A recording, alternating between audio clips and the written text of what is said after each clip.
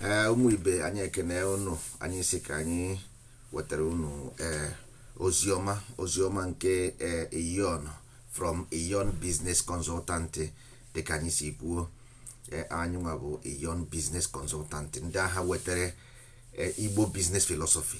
Igbo Business Philosophy bụ a way of doing business in a particular method.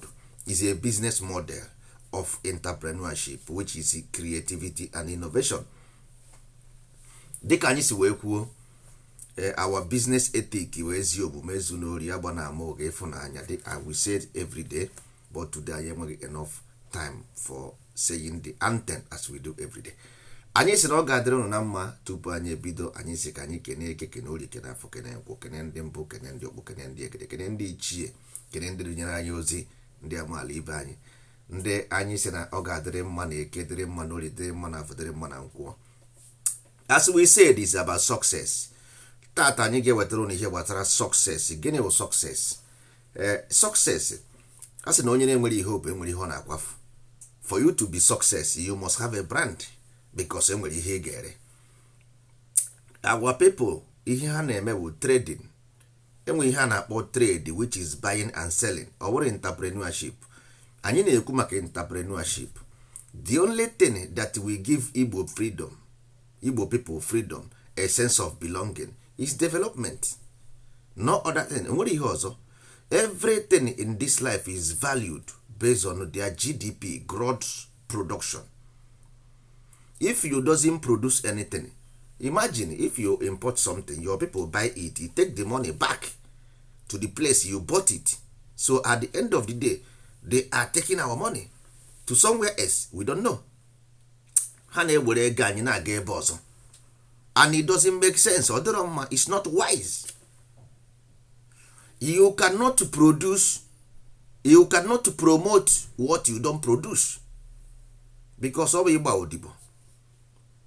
Our people never think about bondage. They think about slavery. But the issue is bondage. Who is living in bondage?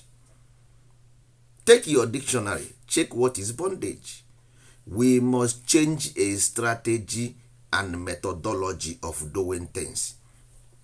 Business method we use today is a mindset that is not correct. Odiroma is not good for us. You cannot promote what you don't produce. No, you don't do that. We must promote what we produce. We must promote what we produce. Only then we can talk about success. You can't say you are success selling something somebody else produced. What about your land? Who will build it? Who will develop it? It's about unification of a people. It's about a people. You don't just get the mindset of buying and selling. You get the mindset. You don't want to go to your land secure. You don't want to go to your land happily. You don't want to go to your land being a place everybody want to visit, everyone to go for tourism. Or you just want to live a life of hopelessness. No. We want a land where people can come for tourism. We have history. Igbo people were history. So we have enough history to tell our people in our land based on tourism. So they can see ụmụ ibe. A young business consultant wetara unu a business startup, business success, which is business blueprint. Under this business blueprint, anyị nwere business plan, business scale, business growth, business orientation. Also, we have project plan. Not only that we have project plans, we have a stock market. We also have inner builder academy for those people having issue of relationship, partnership, entrepreneurship. So anyị kwadoro akwado wee bịaba. We can help any businesses falling down to grow. We are good in business management. Anyị agụọ na akwụkwọ ihe a na-akpọ business ọfụma gote ọfụma. So we want to use this knowledge to develop our land. we have what we call Igbo developmental plan, but ofu onye anaghị eme ọhịa, ofu osisi don't make a forest. All of you must add to it. Everywhere you are, invest in Igbo land. There is nothing like insecurity. Nwanne, insecurity is a product of something. So as na ebugharị egwu ebugharị ọnọdụ, a young business consultant have come to offer you investment strategy. Investment strategy, the way to go about, so that insecurity will disappear. Ihe ọjọọ bịara abịa, ihe ọjọọ ga na. We have studied the source of ihe ọjọọ n'ala Igbo. So now we are implementing the solution. It's about problem and the solution. The problem is ihe ọjọọ, the solution is ihe ọma. So we brought ihe ọma to you. Ihe anyị wetara unu bụ the solution to Igbo problem, which is Igbo developmental plan. If you want to invest in agriculture, tell us. Your business will be secured. What you produce will be sold in market. We are talking about creation. Or about planting and selling. No, we are talking about manufacturing. All those people importing goods from Lagos, from all this Abuja, from Europe, from China, this your money you are paying custom large quantity of money, paying this and that.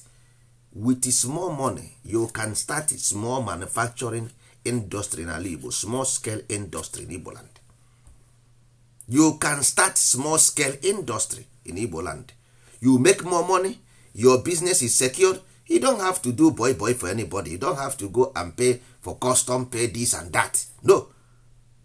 The goods in Igbo land, raw material in Igbo land, operators that work, the workers in Igbo land, the consumers all over the world. Onye ka ịbụzini? Onye ka ịbụzi? You got to go. So ụmụ ibe, it's time to look back home. Agwara m ụnụ agwa ihe niile ụnụ na-arụ na mba ofesi. Ụnụ amaghị their plan, ụnụ amaghị ka ha si kwadobe. Ụnụ amaghị ka ha si kwadobe. Tata bugbo, look inward. If you invest in Igbo land, your business will be secured. Hapụ all those ones a na-eme na Facebook and the public media is just to demoralize you so that you don't have interest in your land. Or draw like that, uru nature. It's not that way you are thinking, because you are in social media every day talking that your land has become a place somebody cannot go anymore. No, we offer you a new chances. We offer you a new opportunity. Invest in Igbo land through a young business consultant. Dịka anyị si kwuo, our number, if you want to get us in Nigeria number, we say always, if you want to get us in Nigeria number, if you are outside Nigeria, or born in outside Nigeria, call us with the plus 234. Or in Nigeria, no, or 09. From international number, plus 234 915 8799 987, plus 234 915 8799 987. Nke a bụ international. Ọ bụrụ na ọ bụ local, iwepụ the 234. Ọkwa nọ Spanish number ka ị chọrọ ịkpọ, European number. Also we have office in Spain. Then plus 34 ka ị ga-etinye there. Then 641 34 0893, plus 34 641 340893. Ihe a bụ our Spanish number. You ga-enwetakwa anyị na website anyị. The website is ongoing. We are still building it, but it's on. You can go there and check about us also. Read about who we are, about us, our investment, our company, our stock market, all of them. Then at the site is still going on. We are still building it, but it's open. You can go there. You can still write us on info@iongroup.net. Our website www.iongroup.net.